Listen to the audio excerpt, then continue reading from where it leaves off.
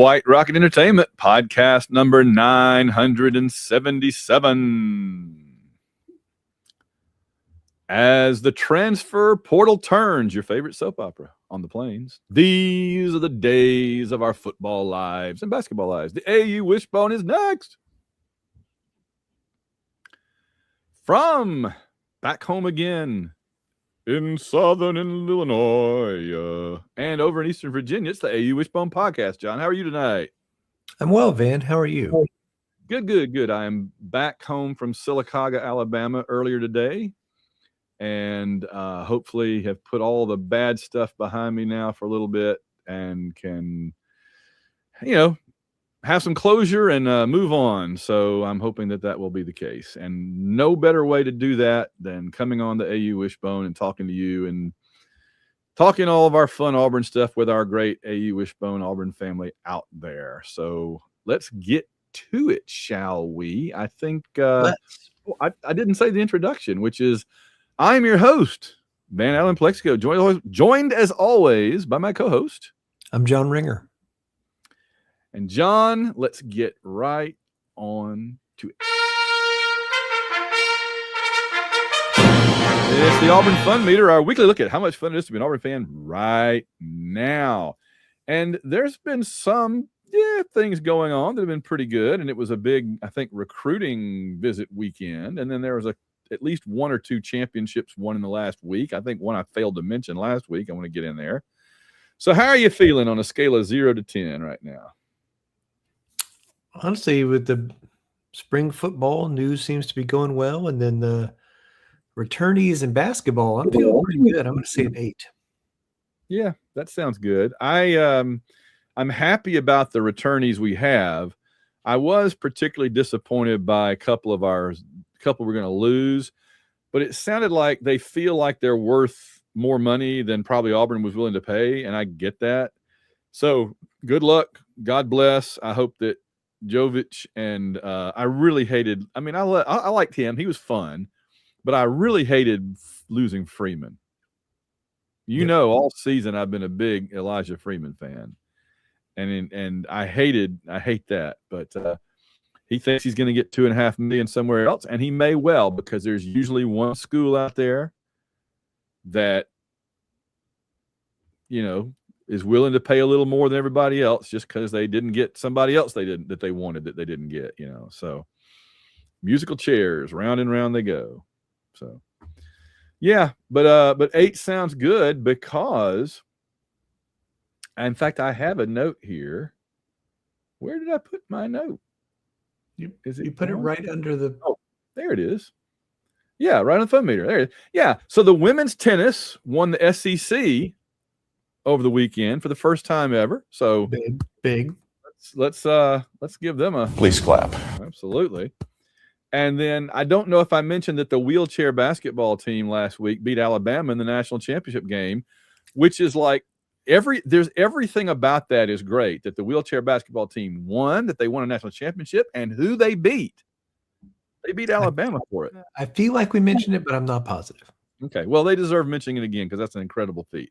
And I think it's the first time, because I think, as we said, it's the first time we've ever beaten Alabama we've ever played Alabama for a national championship. They've never been our opponent in a game that would result in a national championship.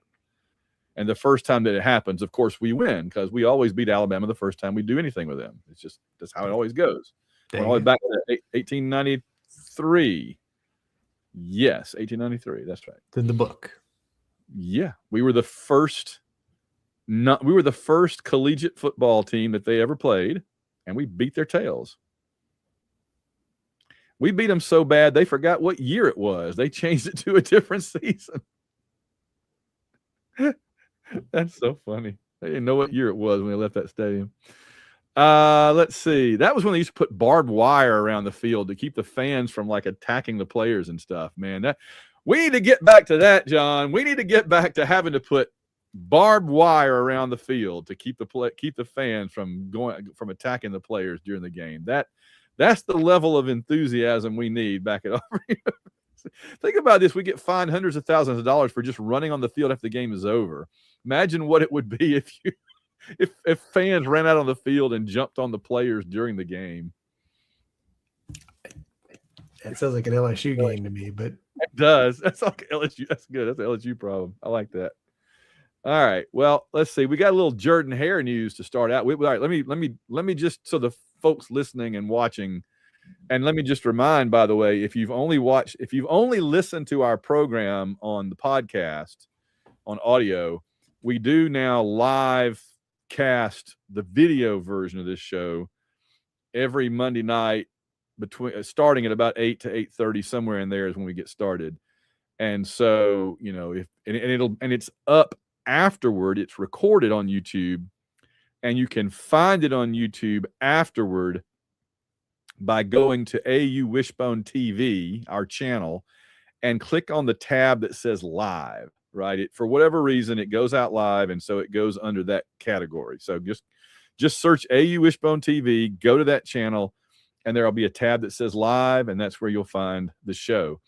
So Jordan Hare in the news. We do have some football news coming up. We have some basketball news coming up. But and we have a guess the game, and we have listener questions. But first, I just want to mention the Jordan Hare news. What do you make of a World Cup international soccer match, a warm-up match, a friendly warm-up match just before the World Cup starts in Jordan Hare Stadium, and featuring the defending world champions Argentina against one of the coolest teams and fan bases? And I don't mean that as a what's pun. the word?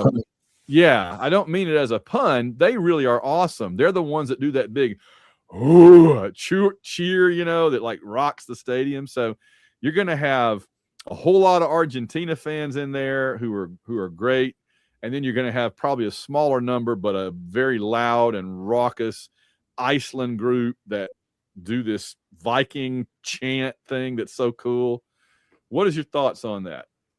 I think it's exciting and it's wonderful.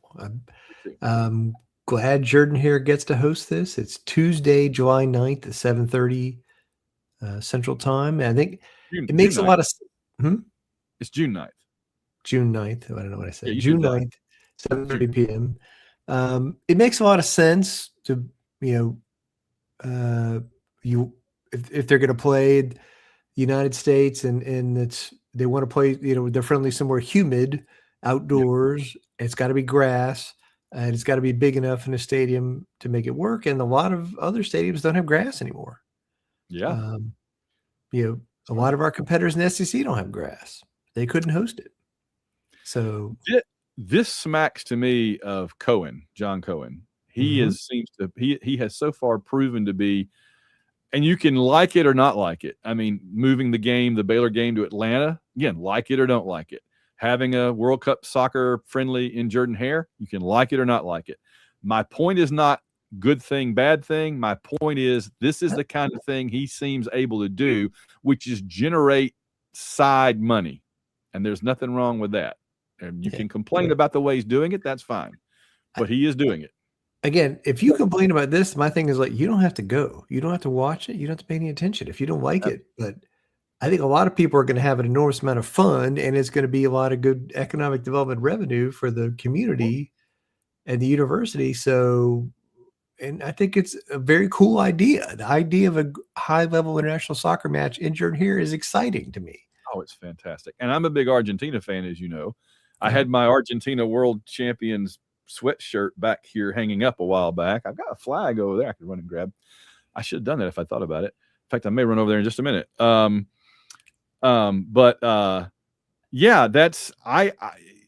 fact, the last time the World Cup was in the United States in 1994, that summer, I was the editorial page editor of the Auburn Plainsman newspaper. And I wrote 2 editorials that summer about the World Cup. And the second one, which I was able to find on their website, is me talking about how wouldn't it be awesome to have a big soccer game in Jordan Hare. Now, when I wrote that 32 years ago, I didn't think I'd ever live to see it. And the other funny thing is, in the article, what I really say is I wanted it to be Auburn having a varsity Division I Power Four or whatever we didn't call it then team playing like Alabama, in a giant soccer match in the stadium. But I'll take this. I'll take this. That's fine. It's not it. And I mean, Argentina will probably win like 7-0, but still having the world champions, Lionel Messi, maybe will be there. So, he's definitely been part of the marketing for this game. That people act like he's going to play. Oh yeah, actually, he's going to play. Entertain the folks for 1 second, and I'm going to show you. So, I guess part of my question that I want Van to answer when he returns is they're going to have to tear up the field a little bit to fit the soccer pitch onto the regulation football field. So I'm interested in what that looks like. So I'm back. The football field and the soccer pitch are not the same size. They the are not. Soccer pitch is bigger. That is correct. And so how is that going to work with the stadium design currently and the hedges and everything? That's I'm glad you brought that up. That will be interesting. Yeah. Because when Georgia had the Olympic soccer final in the stadium in Athens, they had to rip the hedges out. Yeah. I was at the Auburn, Georgia game in 95, the last football game before the summer of 96. And when that game was over, they were like, feel free to rip our hedges out. I'm like, sure. Permission to terrorize, to vandalize Sanford Stadium? Where do I sign up? So we were all ripping those pieces. I've told this story before. After the 87 game that Auburn won in Athens, I stole a piece of the hedge and brought it back. Oh, yes. That's in one of our books, probably. We believe, yeah. So there you go. Here you go. I got the. Van's got the Argentina flag going. I've had this flag since the 1994 World Cup. I was gonna go to an Argentina game that year, but then I ended up going to 2 Italy games because they're in the playoffs. So I went to see Italy, Mexico in Washington, D.C., and I saw Italy, Nigeria in Boston in the Patriots Stadium. And so I never actually have seen Argentina. I that was the one thing. Well, all right, 2. There were 2 things that made me go, I kind of want to go to this. One was I'm an Argentina fan. They're like I have a ranking of international soccer teams. USA, obviously, clear number 1. Scotland, because mostly Scottish. Italy, Argentina, Ireland. Pretty much that order, okay? So I like Argentina's team. I've always been a fan. And the other thing was just to see this, just to be there in Jordan-Hare for this would be awesome. But after just driving down to Silicaga the last 2 or 3 days and driving back today, oh Lord, I'm like, no, I'm glad I'm not going, because that's a long drive just to go to a soccer friendly. If it was like a first round, if it was like the U.S. playing Argentina or playing Iceland in the first round of the World Cup, I'd bet the first ticket. I'd be in line now. But for this, I'm like, I'm glad it's happening, but I don't think it's too far away. If I lived in Atlanta or Birmingham or Auburn, I'd be there. Yeah. So, all right. The other big Jordan-Hare news is the remodel of the stadium, the end of the stadium, which we have criticized a good bit, in which we pointed out last year when they put on the Jumbotron Junior that they were clearly leaving a design which allowed for some remodels. So there's been a bunch of photos and stuff leaked. What did you think when you saw that stuff? I like it. Let me see if I can throw the. Oh crap! I was going to see if I can put the picture here. But I like the glass. I like the. I don't know if this is going to work or not. I like the glass around in a curve around the back end. Yeah, here it comes. There. It's not a very high res picture, but it's the best I could do on short notice. But yeah, I like the curved glass. It's almost like the way that they did the library when they expanded RBD library drawn. Mm-hmm. They put you remember the library used to be a square, and when you and I were there, they put that curved end on it that goes all the way out, to university. Is it no college? Yeah. College Street. And what do you think? I mean, I think we pointed out that end of the stadium's an eyesore, right? It's exposed, metal columns and it's exposed brick and cinder block and stuff. It does not look good. And I think part of what they're proposing here is maybe to level out the ground there. There's a big, drop off in front of that the geology building or whatever. So I think that's part of the design, but I don't know, because you still got to be able to get the buses in for the visiting team on that end somewhere. So I think it's, again, they're clearly turning it into a multi-purpose space and not just a stadium design thing either, where they could do different things with that end of the stadium and have some other indoor spaces for events, recruiting events, or, non-football game events at that end of the stadium. Well, let's look at it here. So right now, so what they're talking about adding, and if you're watching us on YouTube, you can see this. But right now, you see the round and round and round walkways on the north end on either side. That's where it will end. Everything between the walkways will be new. There's like red brick that matches what we already have, red brick kind of towers on each side next to the walkways. And then the interior under the scoreboard will be that curving glass front, which will probably, and then, as you said, right now, like, because you and I used to park our cars down there, right? There was that low area. Remember the old evaporator system for Haley Center's heating and fuel system? That sat there. You had to walk around it. Looked like something out of the 1920s or something.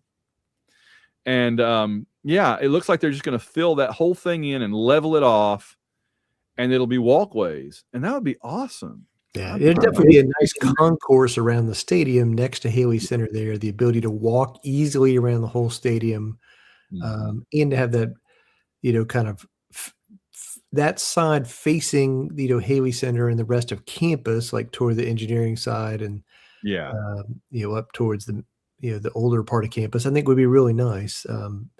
I like the brick kind of matching the other brick from the, the basketball arena and other, Haley Center and other things around it.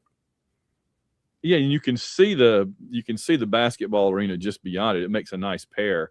That's right. I like what you said about walking around it. Right now, if you're walking around the stadium and you come to the north end, you kind of have to detour all the way down to the street, to the intersection, and then cut back like toward Haley Center, because that area is down there and it's usually blocked off.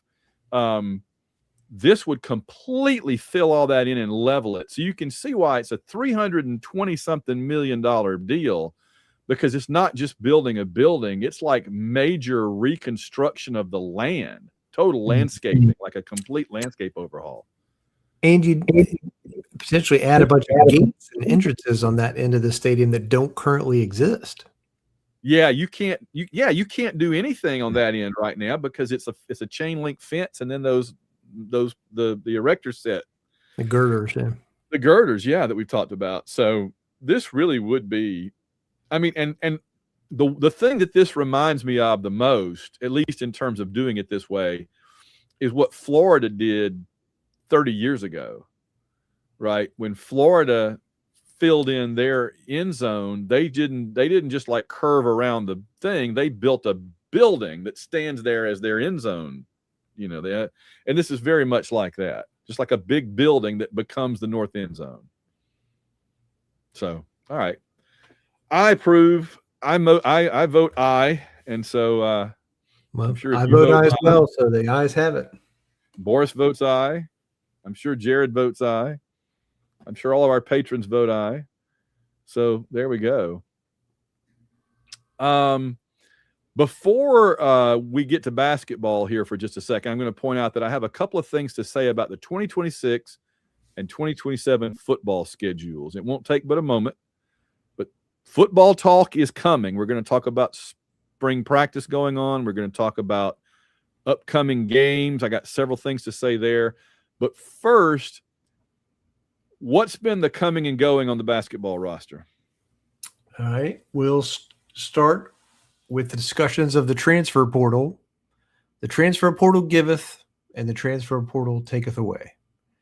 And we'll start with the departures. Filip Jovic, gone. Signed with UCLA already. I'm disappointed. Yeah, no, I wanted him to stay happy, for him. But I'm happy he didn't go somewhere I have to, worry about cheering against him, really. Elijah Freeman, as you said, was a tough loss. No! That's what I say to that. All the ceiling in the world. Can't wait to see what he turns into if it's somewhere Auburn doesn't play. Abdul Bashir has gone. The JUCO.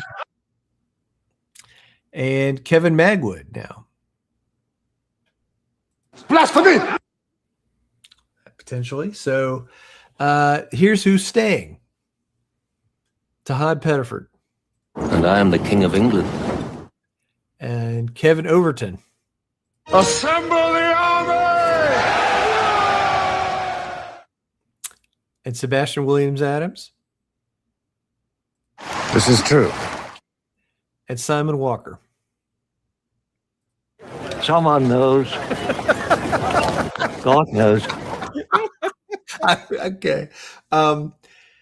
So, out of the core guys that Auburn had that they wanted to keep, really, there was 5 of them. Auburn's keeping 3 of them, right? So, Pettiford, Overton, Sebastian Williams Adams. Those 3 with, with our leading scorer, who even were 3 of our top 4 players.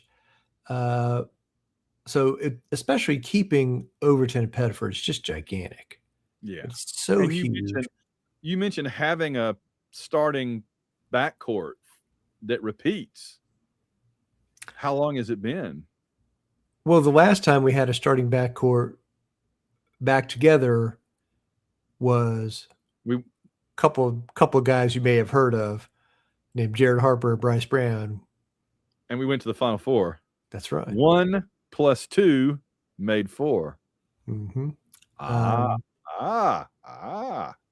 And we talked a lot before this season about how continuity was important, and this team in this past season didn't have it for Auburn. And next year's team is going to have a lot more continuity because you couldn't scarcely have less, John. No, you couldn't. We were near the bottom of the country in continuity last year, but we'll be, among the SEC teams, I bet we'll be close to the top in continuity with those 3 guys coming back. So that's right. That's exciting. And then we're going to go out and apparently we have enough money now that we feel like we can go out and get some replacement players that would be better than spending $4.5 million on the 2 guys that are leaving. Again, reportedly. Yeah. And as you said, it only takes one school to fall in love with you to offer you that money. Your market value is what you can get. So, and, apparently Jovic was on the market for a couple of days. UCLA snapped him up. So, yeah, it was funny that all the Auburn people, and I agreed, Auburn people are like, I don't think that a project like Jovic, who's a lot shorter than advertised, and this, that, and the other, is worth $2 million. And UCLA is like, allow us to differ. And so suddenly he's got to play. He got a landing pad. That's it. So beauty's in the eye of the beholder, I guess. Right. And Freeman, I think, will do well. I think his ceiling is so high, some team's going to fall in love with him and back I hope up. it's not Kentucky or, God forbid, the Evil Empire. Yeah, I'll be upset if that happens. And again, the other person you played the sound clip for them, Simon Walker, was a guy who had a really good summer practice last year and was coming on, and everybody felt like he was going to be a big contributor. And then he got injured, and that's what caused him to miss a bunch of time last season. Not that he wasn't good enough.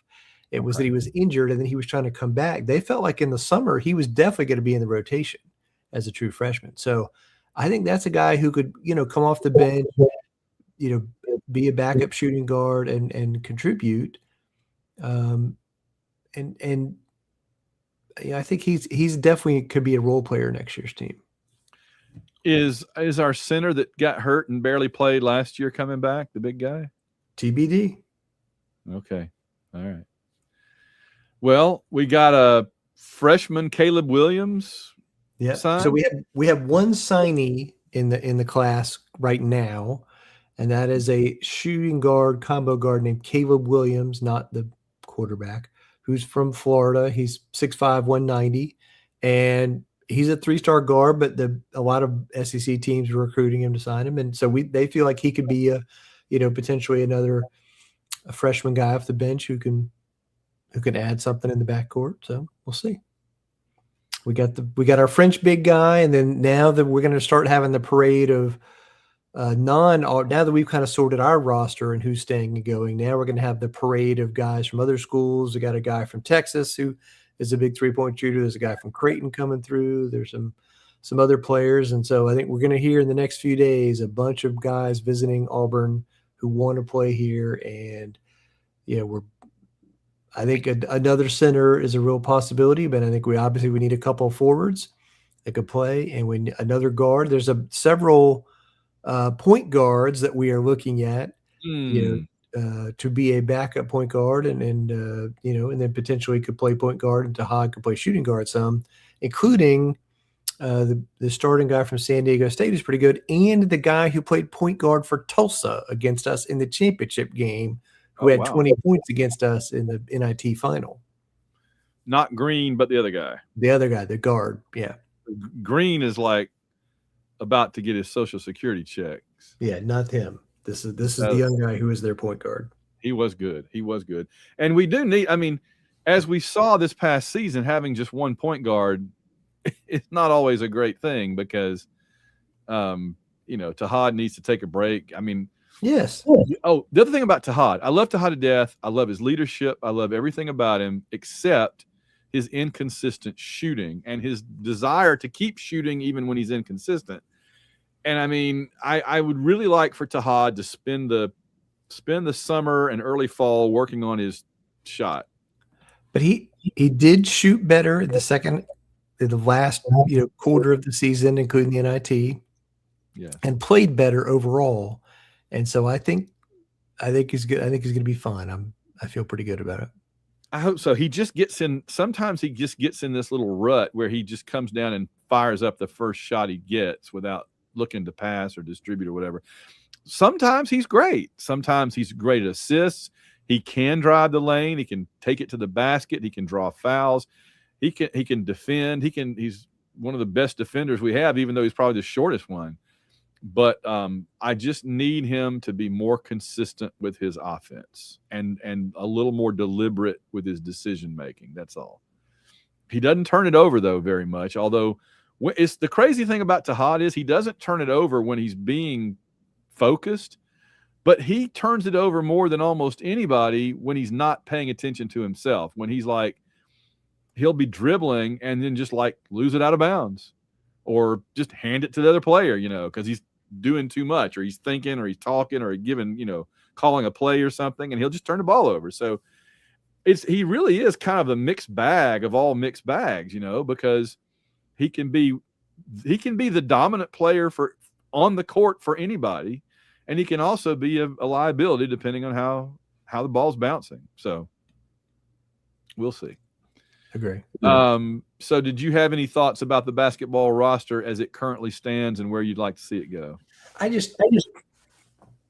felt pretty good when I heard the news that Pettiford and Overton were coming back. That really made me feel good Saturday when I heard Todd was coming back, and the first day when I heard Overton was coming back. That made a big difference. And I think we're going to be in good shape. Those guys are a solid foundation, and other players are going to be like, oh, I want to come play with those guys. And I see how I can fit into a Bruce Pearl system and a Stephen Pearl system and offense. And contribute. So I think they'll be able to sign some complementary players who can go with those guys and our big French guy and our freshman shooting guard I just talked about. And I feel like we're going to be fine next year. So I feel pretty good.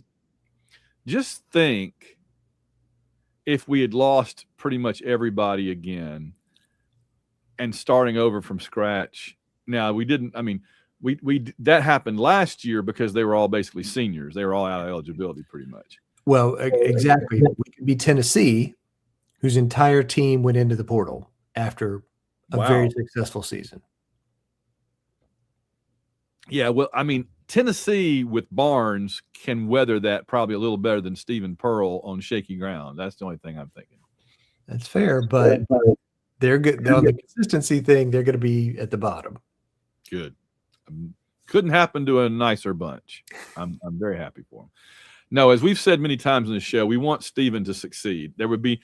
There is no outcome that would be better for Auburn than for him to turn out to be the next big thing at coach. That would be absolutely the best thing that could happen. And that's what we want to happen.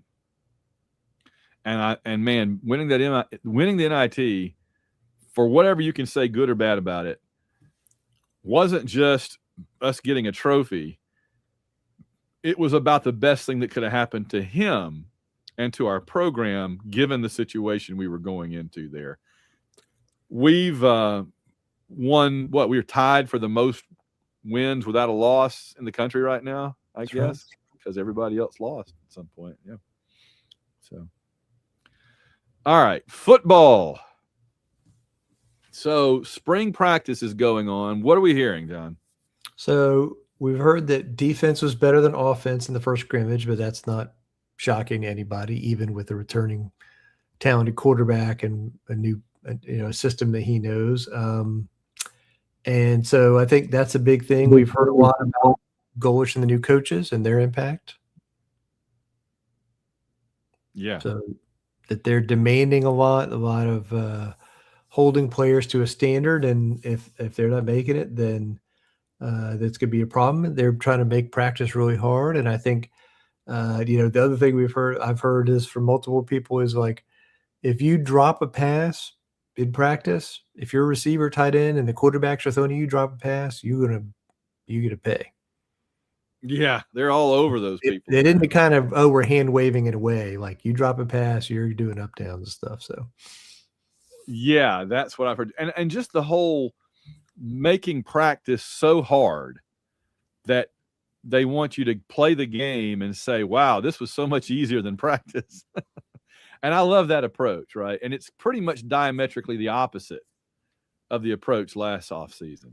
So, which is when things don't go well, doing the opposite is often a good thing to do.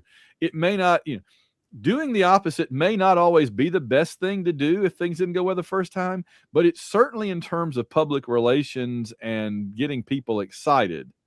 If you do A, B, and C and it doesn't work at all and everybody's disappointed, don't do A, B, and C again next year. Do D, E, and F.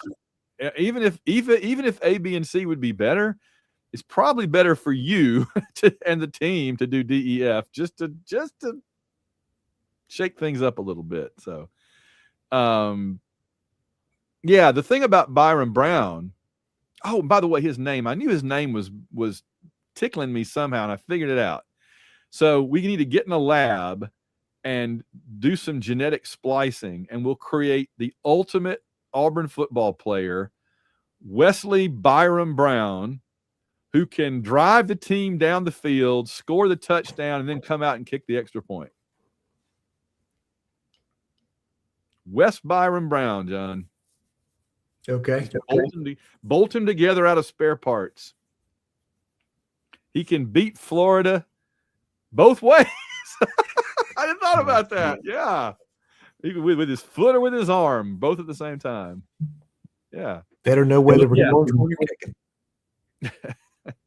So, it's the same thing with Byron Brown right now that we had going on with Cam, which is that this type of quarterback never looks as good in the spring because the whistle blows as soon as anybody gets near him, and you never get to see what would happen. I mean, as they like to say, I'm old enough to remember when people were saying with a straight face that Barrett Trotter was probably a better option at quarterback in 2010 than Cam Newton after spring practice. Do you remember that? Yes. Because it wasn't, they couldn't go live. So you couldn't see how good of runners the quarterbacks really were. And they didn't let Cam throw the ball in the spring game on purpose. So I think Cam was like 1 for 3 for 9 yards in his passing in that game. But they purposely did not let him throw the ball, really. Yeah, right. And you couldn't and blow the whistle anytime he started to run. So yeah, so that's Barrett Trotter. If you think Barrett Trotter was a better option, then you think the 2011 season was a better football season for Auburn than 2010. So you can just think that all you like and just make yourself happy. All right. So what are we thinking so far, position by position? Let's kind of look at it. I mean, quarterbacks, Byron Brown has been the guy. Deep passing has been very impressive. Everybody thinks his touch on the deep ball is really good. You're going to hear people complain about his mechanics. I don't care. Our job is not to get him drafted. Our job is to win college football games, and he is going to help us win college football games. That's what I care about. The receivers have been very impressive, right? The guys that came from USF, Singleton, Kroger, your favorite guys, Neptune, and the other ones. So I think they're all pretty good. And the returners, we've got some, we got Bryce Kane at slot, but we also got some other young guys who have been doing well. Brian Thomas is a true freshman wide receiver. He's a huge guy that people seem to like. He's making plays and keeps getting mentioned. And then running backs, we got, Cobb is the clear leader, but everybody else is, seems to be making plays one day or another. Mabson's getting a lot of love. Byron Washington, people were concerned because he's like way down in the rotation for some of these drills, but it turns out he's down there because when he comes up to his time, then Byron Brown's back at quarterback, so he gets the snaps with Byron Brown after Cobb does. So that's one of the reasons they're doing some of the drills that way. And he's the big guy, right? Yeah, he's the guy from Baylor, Byron Washington. They have like 1,000 yards there. He is a thicker guy. He's a very fast straight line guy too. He can break tackles and make stuff. There's also the bigger back we got from South Florida too, who's pretty good. So I gotta tell you, I mean, I didn't see this coming, but this might be the deepest our running back room has been since Cadillac, Ronnie Brown, and Trey Smith and Brandon Jacobs. Agree. I agree 100%. Nakai Davenport is the guy I was trying to think of from South Florida. So no, I agree. I think the running back room is the depth is something we haven't had in a long time. That's not even mentioning the guy that we got that went to sign with Penn State or committed to Penn State and came back. Mm-hmm. He's really, really good. And he's probably at the bottom. Yes. And he stayed. And the thing was that these guys, the ones that were already here, stayed around. We had Cobb, we had Alvin Henderson, we had him, and we had Mabson, and they all stayed, even as we brought in the Baylor guy, the South Florida guy. And again, we also brought in the leading rusher from Troy. Yeah. He's on the depth chart. So how are we going to get the ball? There are not enough footballs for all these guys. Well, again, I think they're going to rotate a lot. I think they're going to have specialties. I think there's going to be some of it.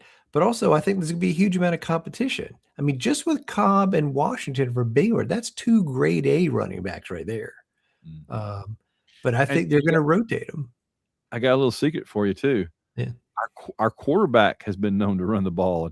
He has. They may lower his number of carries slightly against SEC defenses than they did last year. So he's not carried it 15 times a game. We may hand a few of those off. But I also like anybody that says we got too many running backs, I'm going to pull out last year's Alabama game and make them watch that. But we had a freaking walk-on back there. We had 1 running back in that game.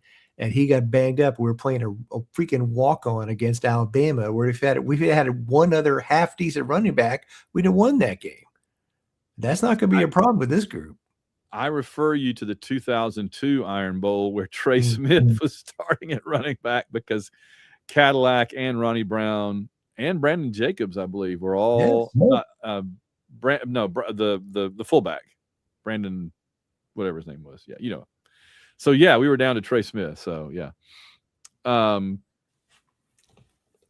want to say this. I'm very optimistic about our wide receivers. I think we're going to be fine. That's what I was going to. All right, hold that thought because I'm going to lead you. I'm going to throw you a pitch, okay? Get your bat ready because I'm going to throw you. We're going to change sport metaphors for a second. I'm throwing you a pitch here. The one thing that I've been hearing is that the receivers are having a hard time getting separation from these defensive backs. And their worry is if the problem, quote unquote, is our receivers, then you load up the box, win the one-on-one battle with the receivers, and put pressure on Byron Brown. Your rebuttal, sir. I think Alex Goa should be delighted if teams did that. This offense is designed to make you pay. Because, again, remember, this is the veered shoot thing. This is the Baylor, Tennessee offense.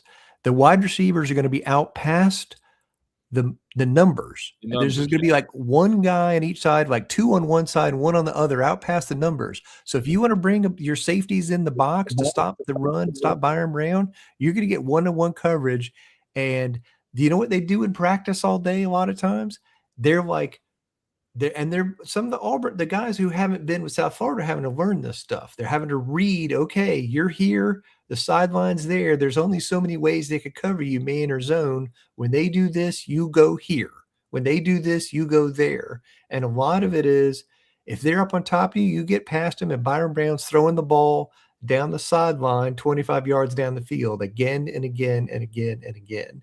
And teams are going to pay for that because, again, this Auburn team will be able to run the ball, and we're going to make teams face that choice, and I think we can make them pay. This offense, the way it works is the receivers don't have to be NFL players. It puts them in a position where they're going to have advantages against the defense because the defensive backs aren't going to have backup. They're not going to have support. If something happens and you get by them, there's nobody back there because the other guys are 20 yards away. So I think it's a different style of offense, and I think Auburn can take advantage of the strong running game and make other teams pay. I think we're going to be this is just me. I think we're going to be fine at wide receiver. I'm really looking forward to that. Yeah. And I believe it was either Neptune or Nimrod that was on their way to 1,000-yard receiving season last year when they got hurt. It was Nimrod. Yeah. So they're both supposed to be really good at that. All right. So anything about the defense? You've said a good bit about the defense. Anything else? Any other thoughts about it? No, I think we have depth and talent at defensive line. I think we've got some edge rushers I feel good about. Linebacker is a strength, and I think safety is going to be a strength. I think we had a bunch of guys at both of those positions I feel good about, a lot of speed at those positions. And then I think cornerback is going to be something to keep an eye on. We got the UCLA guy. We got Blake Woodby.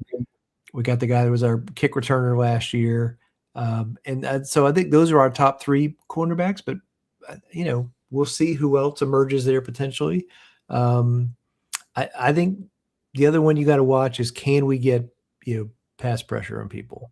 We got this big transfer from Ole Miss, edge rusher. We've got some other guys behind him, including Jared Smith. And people are excited about those, but I think, can we get pass rush pressure on somebody without the guys that we're replacing is always going to be a question. That reminds me, two recruiting notes I wanted to mention. One is we had a 5-star defensive back on campus over the weekend, and that was like his second visit.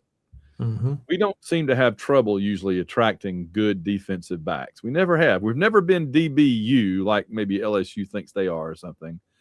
But we've always got good defensive backs. I can't think of many. It's kind of like kickers, right? We always seem to have a pretty good one or two.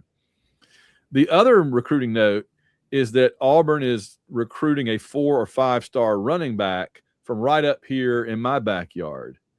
And I think he was down at Auburn this past weekend. And he's another one of these 3-name guys that always is hard for me to remember. But he is from right down the road from me here, heading towards St. Louis from Illinois. He's from Illinois. And if we can get him away from Burt and whoever else is, in fact, I think Miami is the other school recruiting him big time. But it would be nice to get him. And my wife actually saw in like the local paper the other day a picture of him doing some project. They were showing the high school doing some kind of a project thing, and he was one of the students that was doing it, and he was wearing an Auburn shirt in the Illinois paper. So that's a good sign. Read your tea leaves however you want to, but that's a good sign. Please continue to monitor the situation for us. Yeah, I'll monitor what shirt he's wearing to school every day, and some sooner or later, hopefully, yeah. I tell you what, if you're one of our running backs in the running back room, I'm going to give you this little bit of advice because of all the other players behind you.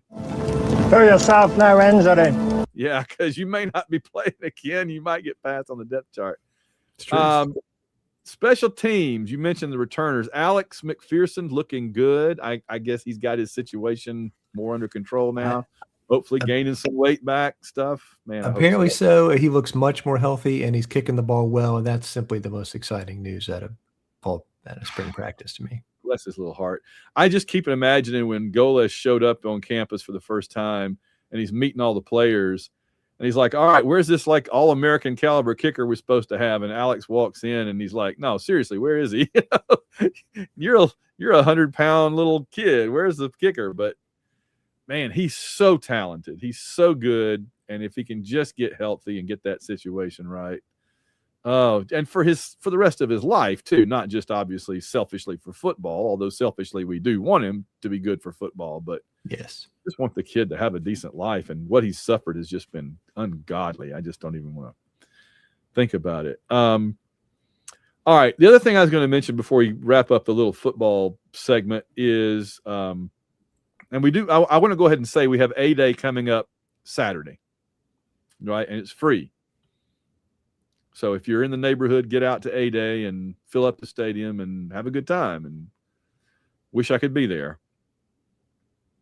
Now, I was listening to Zach Blackerby the other day talking about how we would probably get some kind of a fill-in bridge quarterback, he called him, for 2027 because we're recruiting these really big quarterbacks for the future right now, but they probably won't be ready to start next season was the thinking. And so we have to find some kind of a transfer quarterback for a year or so until those, until the guy we're trying to get right now. I can't think of his name, but we were trying to get that Israel Abrams or whatever, but he ended up going to Miami.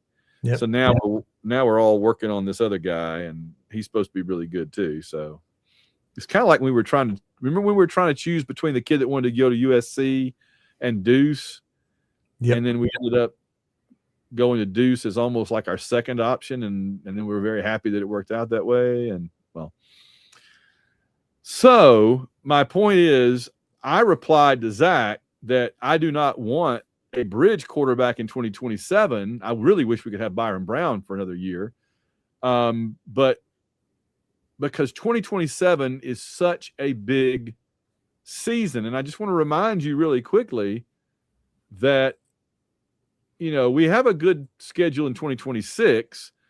Obviously, Baylor in Atlanta, Florida at home, Vandy at home, at Tennessee, at Georgia, LSU at home, at Ole Miss, Arkansas at home, at Mississippi State, and Alabama on the road. I think you and I have pretty much decided if we're going to go to one, Florida. You good with me on that, or what are you thinking? In 27? 26. Oh, yeah. No, we talked about going to the Florida game, yes. All right. Let's keep that penciled in then. 27, though, this is the one I'm concerned about and want us to have a good quarterback, because this is the season that I want us to do our next book on as we travel around. And I mean, at Notre Dame, at Texas, at Missouri, which is close to me, Texas A&M at home, Oklahoma at home, Georgia at home, Alabama at home. South Carolina at home. Yeah, yes. We need a good quarterback for 2027. I don't want to go into Notre Dame with Barrett Trotter. You know what I mean? I want to go into Notre Dame with Cam Newton, if you know what I'm talking about, relatively speaking. You are making a good point, not just because you're worried about it for these big games, but also because we have 5 home SEC games that year. Like we have in 26, we have 5 road SEC games and 4 home games. In 27, we have 5 SEC home games, including having Georgia and Alabama at home. We need to win those games. Yes. Yes. And we can't go into those games with, whoever, insert your recent quarterback that you're less than excited about. Fred Journeyman. I was going to say our guy who started for Wake Forest at the end of last year. So Robbie. Yeah. Oh, right. Yeah. Yeah. No, we need somebody that can come in and kick butt, because you don't get many chances at a schedule like that. And again, I'm planning to travel to a lot of these games, and I'm going to try to cajole and wheedle John into going to as many of them as he's able to too. We've talked before that even if we figure the money thing out, which would be hard enough, just getting time off of work to go to some of these is going to be hard, but I'm going to do what I can. I might even shorten my Dragon Con next year to have an extra day off so I can use it for, and I feel I feel the blue flu coming on. I feel it coming on now. By 2027, it'll be a raging fever. So, yeah. So we got to have a quarterback that can get the job done in 2027, because you know it, I know it. God Wilson. That's right. All right, John. We have a fantasy Formula One league, and if you didn't get in on the beginning of it, never fear. You only missed 2 races, and now we're on hiatus because of the Middle East. You still jump in and beat me easily. Go. It's it's all up in the air right now, and in fact, they're probably going to make enough changes to the cars during this break that whoever we picked at the beginning of the season is going to be like at the bottom, by the time it comes back. I fully expect drastic changes in the lineup and how they perform by the time we come back. So yeah, go to the www.auwishbone.com, click on the big orange button, become a patron. Patrons can go in there and get the link and sign up to be part of our F1 league with still like 20 races to go. We got to thank the patrons. And as we do, I want to point out, David Wright and I have a new World Cup mini series. The first episode went out last week. We'll be recording the next one pretty soon, where we talk about our favorite memories from various World Cups. We did 1994 and 98. We did 1990, 94. So next time we'll do 98, which was American Fiasco, where we finished last, and then 2002, which is the best the modern American team has ever done. We got to the 3rd round. And I actually saw a video this weekend of Jamie Carragher, the English soccer player that is very good at predicting World Cups. He actually picked Argentina to win last time. And I like a BBC reporter sat down with him, and they went through the World Cup brackets and everything, predicting. He had the United States getting to the 3rd round. He had us winning our group. And if we're ever going to win our group, this is the year. Did he watch that last match? I know. But he had us winning our group and then beating Belgium in the 2nd round and then losing to Spain in the 3rd round. And if we get all the way to Spain in the 3rd round, that's plenty. All right, so check that out. The AU Wishbone podcast is presented to you ad-free, commercial-free, thanks to you, our great patrons, via patreon.com. Visit www.auwishbone.com.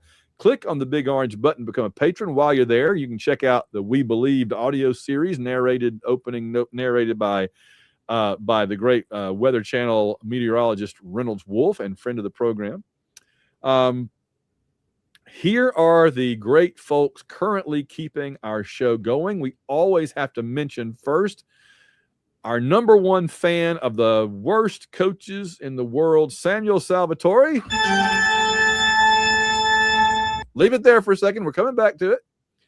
And then we have Logan Chilton, who reminds us, man, what do we sacrifice to be an Auburn fan? So what do I sacrifice?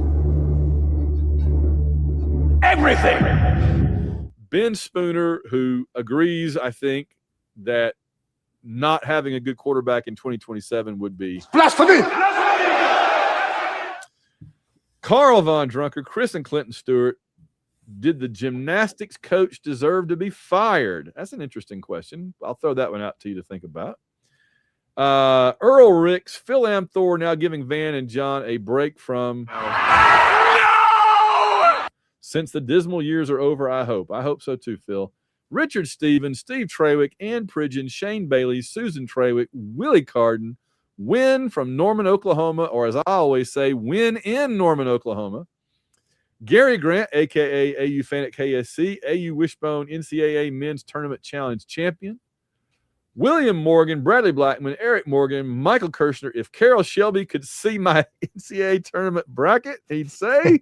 I was Italian, but he ain't happy.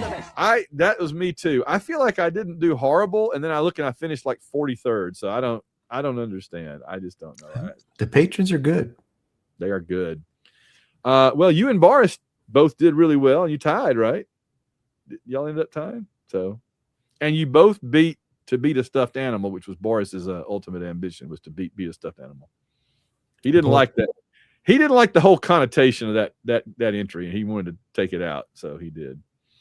WDE David WD Salmons Esquire, G Money, Rich Reimer, Steve Harlan, Wes Atkinson, Dan Thompson, a few more patrons, then back to the authorities. That would be us. Catherine England, Will Summerford, no one fights like Gaston. War Eagle always, Jacob and Robin Fleming, Mickey B, Winston Body, washed up fantasy F1 team principal. That sounds like it's a description of me. Brandon Smith, Daniel Odom, 2008-2009 Taliban Wrangler World Champion. H-Town Danny, WD Richie, Chris Hilton, Bob WD Salmons, Auburn University Debate Team 74-75, and current Sleazy Shyster. Algo, Rhythm and Blues, Charles Mooney, Rusty Owen says, welcome back, Kevin, Overtime, and Agent Zero. Oh. Please clap. I love it. That's so good. When we hear that news. We got to get better at celebrating. We do. That's right. In fact, John, Larry Bird's not walking through that door, fans. Kevin McHale's not walking through that door, and Robert Parrish is not walking through that door. But Kevin Overtime and Agent Zero, I love that. They are. Goodbye, Hugh. Luther and Kelly Ottaway. And what do you call an Irish man who bounces off walls? I like this one. Ricochet. That was good. That's good. Todd Robinson, a.k.a. Undisputed 2012 Doubles Badminton Intramural Champ. Badminton is just, I can't figure out how to play that game. It's infuriating.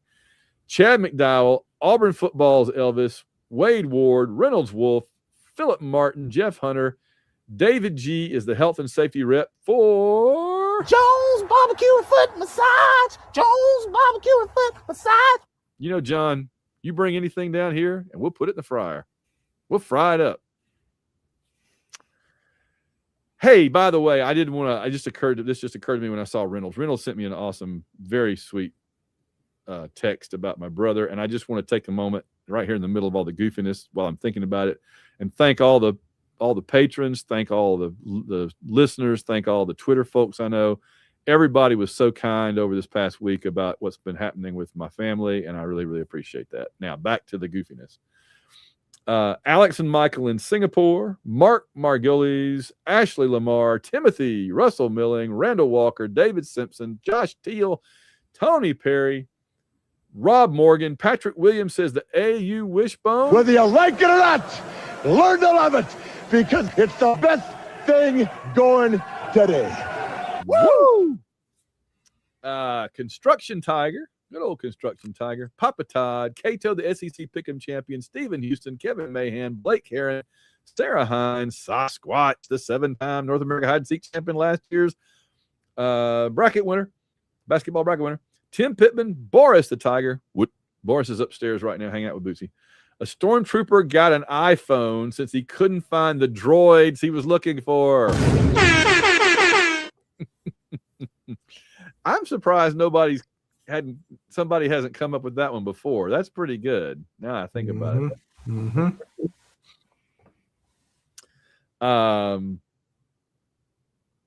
Now I'm seeing that scene in Star Wars when the stormtroopers are out in the desert and he picks up they'll change it. They'd CGI it or AI it. And now the stormtrooper comes up and he's got a phone. Look, sir, droids.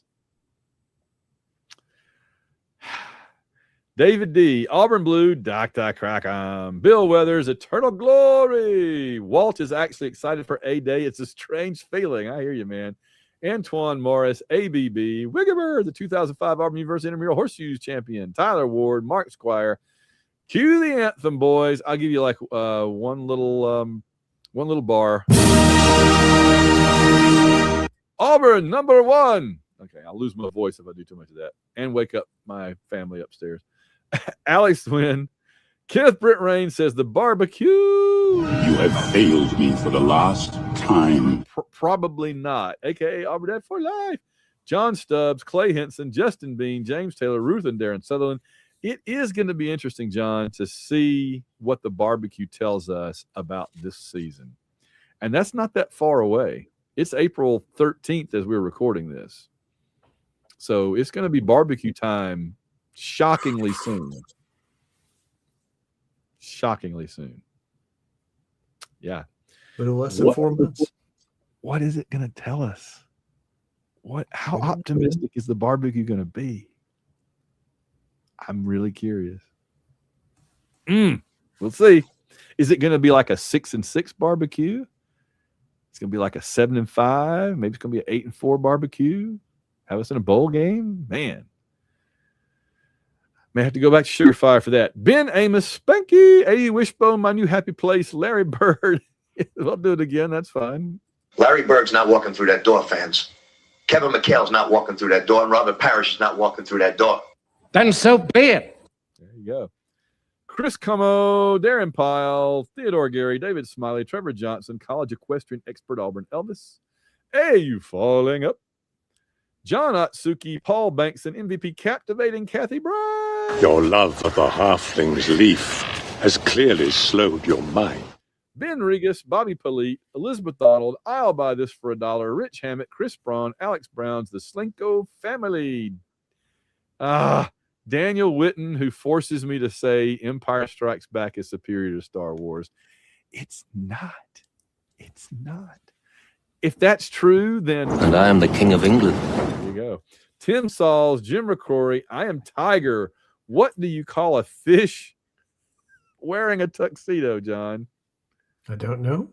Sophisticated.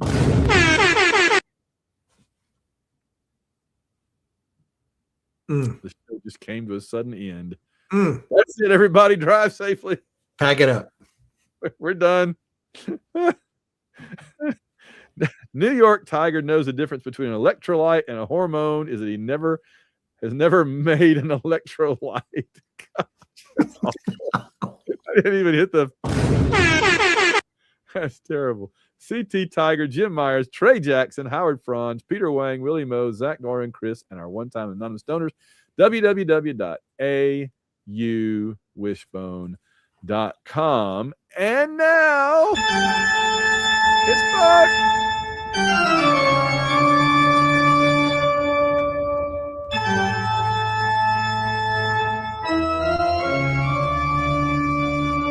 Coming up, we have a Guess the Game from Jared and listener questions and around the SEC. But first, it's time for our occasion look at the biggest Nimrods, Neptunes, and nincompoops that constitute this week's worst coaches in the world. I got it in barely. Woo! And this is brought to you by our title sponsor, Samuel Salvatore, the Great. You know, John, there's only a few people that have qualified for that title. Alexander, the great. But Napoleon wanted to be the great. History did not give him. I messed up. That's all right. We'll start over. History did not convey upon Napoleon the title the great. But you know who does have that title? Samuel Salvatore. And here's what Samuel says for us this week. His worst coach in the world this week is Aaron Boone of the New York Yankees. He lives and dies by the home run, doesn't believe in small ball batting average or moving runners over. That's a mortal sin. He is good at telling us fans it's raining when really he's peeing on us. Oh, no. Continues to mismanage the bullpen and has turned the Yankees from most feared to most soft team. Yes, I'm not a huge baseball expert, but from what Samuel is laying out there, I can see there's a problem. And I think that would make the New York Yankees and their coach, Aaron Boone, this week's worst coach in the world.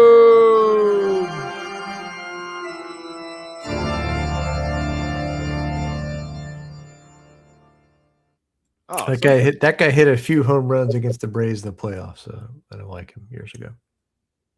Oh, there you go. Even more reason. But now, thank you. Order. Questions to the Prime Minister. It's time for listener questions. Oh, I messed up, on the AU Wishbone podcast. It is actually not time for listener questions. Mira, hold that thought. Because first, we have Jared screaming at Jared is currently screaming at his podcast player, and I don't blame him, but he'll stop screaming now, John. You know why? Why? Hello, Van, John, the rest of the AU Wishbone family. This is Jared Albrecht here with Guess the Game number 165. Wow. Guess the Game 165 is brought to you by Bob Salmon. So let's take a listen to what Bob sent in. The quarterbacks start. But there's no certainty who's going to be the quarterback at the end of the season. Much less into the game. Baby over the middle, and it's picked off. That's out of bounds inside the 20-yard line. Okay, guys, I will see you in the hint file. All right. Who do you think those announcers were? I have no idea. I don't know either. All right. It sounded like a rowdy crowd, though, and they were very excited. Did it sound like a home game? I think so. I But think not- Auburn made an interception, and the crowd was making noise. That sounded like one of those night ESPN2 games where the crowd is pretty into it, but the announcers are not like the top of the line guys. Yes. But this also could have been a while ago. Like that could have been an early 2000s game. It Right. could. So what did we hear? We heard the opponent quarterback threw an interception. They were saying they weren't even sure he was going to be the starting quarterback. Is that what they At the end of the season, Okay, yeah. which again could have been That sounds horrible. Spurrier things. That sounds like Spurrier. Yeah, exactly. And then he threw an interception, right? So, man, you know what? I'm gonna play the dang thing again. Just I want to kind of skip through that. Hello, Van, John, the rest of the AU Wishbone family. This is Jared Albrecht here with Guess the Game number 165. Guess the Game 165 is brought to you by Bob Salmon. So let's take a listen to what Bob sent in. The quarterbacks start. But there's no certainty who's going to be the quarterback at the end of the season. Much less into the game. Baby over the middle, and it's picked off. That's a home run. Inside the 20-yard line. Okay, that's definitely an Auburn home game. Was that Charlie Steiner? I thought I was going to say it sounds like Charlie Steiner, but he hasn't called college football in a long time. A long time. I don't remember the opponent throwing an interception on the first play of the game, so it might have been a while. This could have been in the 90s. All right, I think we're going to have to go to the hint file. Even then, I don't know if there's enough bleeped out to really help us, but it is a good one. Okay, gentlemen, let's get rid of those bleeps and give it another listen. And Craig Knoll for the quarterbacks start. There's no certainty who's going to be the quarterback at the end of the season. Much less into the game. Baby over the middle, and it's picked off. That's Kenny Kelly. Out of bounds inside the 20-yard line. Rohan Davey, LSU. All right, I'll see you in the answer file. Kelly was a defensive back. I don't remember that name at all. He was here for 5 minutes. So Craig Knoll and Rohan Davey were having a competition at LSU quarterback. That's what the reference was. Davey threw an interception at the start of that game. I've no freaking idea what year this was. Well, it's Davey. I want to say Davey was the quarterback for the 99 game in LSU, and that was not in LSU. So is that 2000? I think he was the quarterback 99, 2000, and 2001. Okay. He finally beat us in 01. So I think that must be 2000, the game where everybody remembers the Tim Carter kickoff return in that game, but this might be like at the beginning of the game. So 2000 home game against LSU is our guess. That's our guess. Let's do it. You good with that? Yeah. Van, John, if you guys figured out that this is Auburn playing LSU in 1999, sometimes referred to as the cigar game, well, then you're right. I want to thank Bob Sammons for sending that in. If you want to be like Bob and send in a play for Guess the Game, I can be reached at Yard Sale Artist on X, Facebook, or Instagram, or you can email me at Jared, that's JARROD, at theyardsaleartist.com. Until next time, Van, John,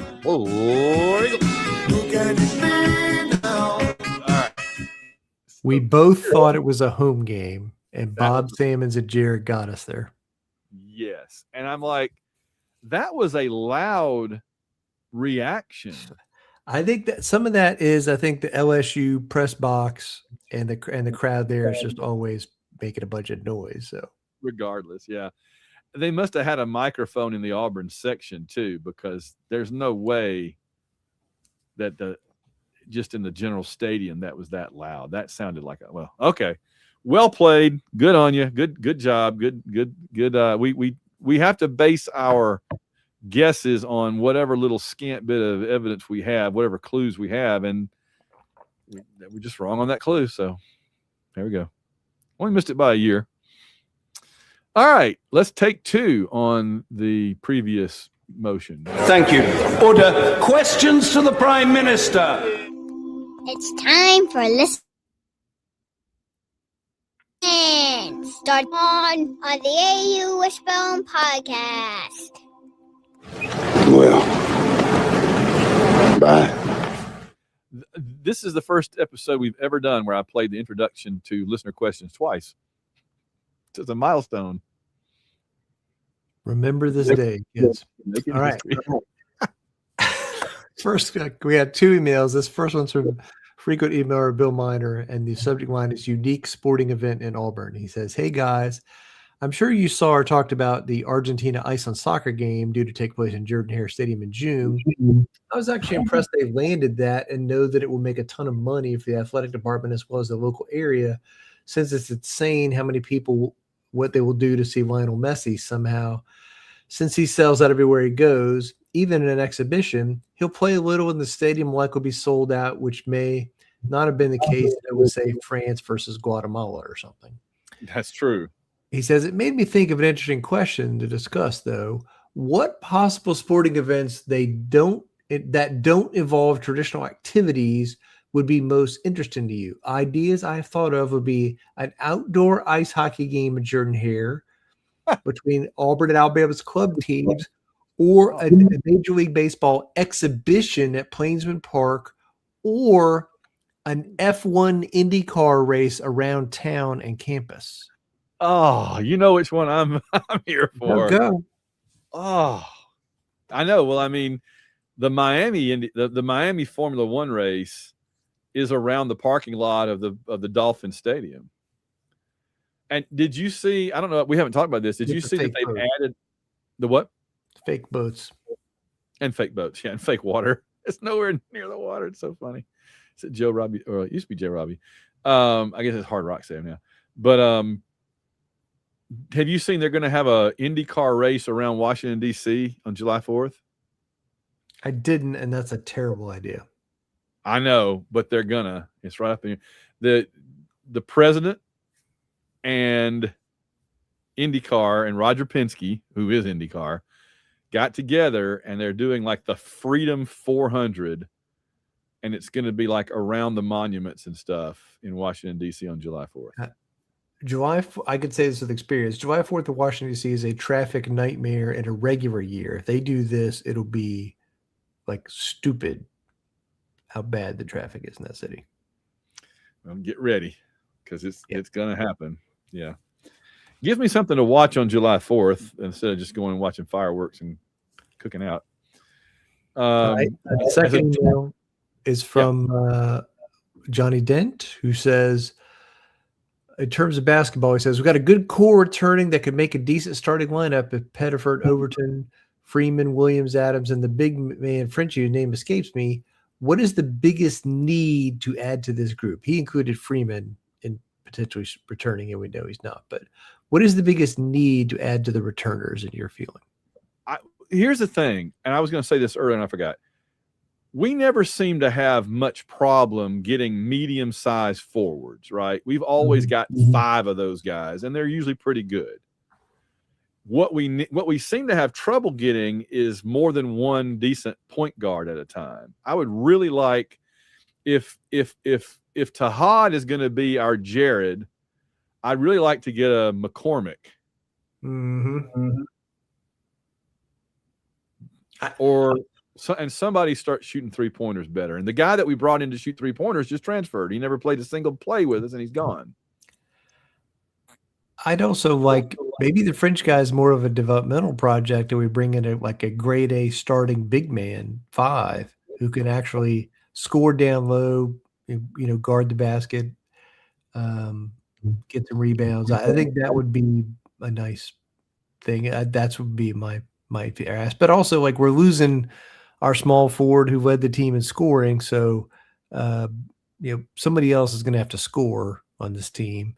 And we're going to need it, especially at the 3. We're going to need somebody who can score and rebound. So that's huge. Yeah. So, and hopefully, I mean, Murphy was not bad. I thought Murphy was pretty good. Yeah.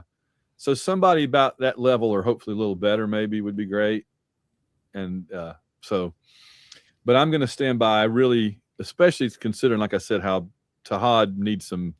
He needs to be able to take a break now and then and not wear himself out. And like you say, he also needs to score. And so we need a point guard that can back him up, come in for him, do a little bit of what Magwood was doing during the NIT. Just give him a few minutes to take a break and everything. So, but like I said, the other 3 positions, the 2 forward positions and the shooting guard, honestly, in the Pearls offense, our 2 forwards and our shooting guard are almost all interchangeable. I never even entirely sure who's what.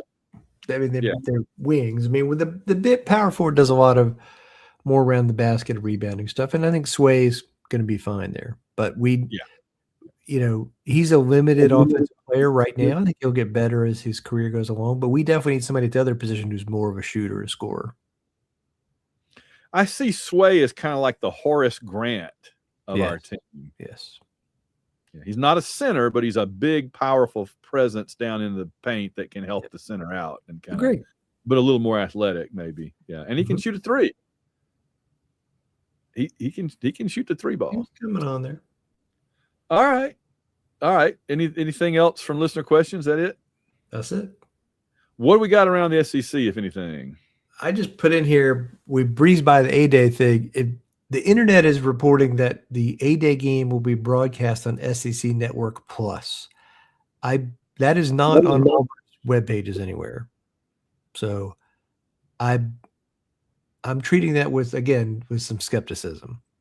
So There's a chance that if you want to experience A-Day and you don't attend the game, you may have to go to the Auburn Radio Network and go to the Auburn app and listen on there. So, yeah, SEC Network Plus. The Plus. Not quite Disney Plus. It's not the Pac-12 network. No. Well, few things are our beloved Pac-12 network. Now, John, with them losing all their big teams, how will the Pac-12 network be downgraded this coming season? Like they're going from the little box with the lever from channel 3 to channel 4 or whatever. Where do you go down from there? You eat everybody. You need like a rabbit ears with aluminum foil on them kind of situation, maybe. I don't know. Everybody that subscribes gets a tin can with a string tied to it, and all the strings run back to their home studio. That's maybe. I don't know. We might play a game later this summer where I name teams and Van has to guess if they're in the new Pac-12 or not. Oh my gosh. Is it a Pac-12 team or is it a breakfast cereal? I'll be something like that, or some kind of craft beer. Yeah, exactly. That's probably more likely. Oh my gosh. All right. I think that we've covered all of our ground that we're going to cover tonight. So are you ready to get out of here? I am. All right, let's do it. Our time is up, guys. We thank you for yours. War Eagle John. War Eagle, man.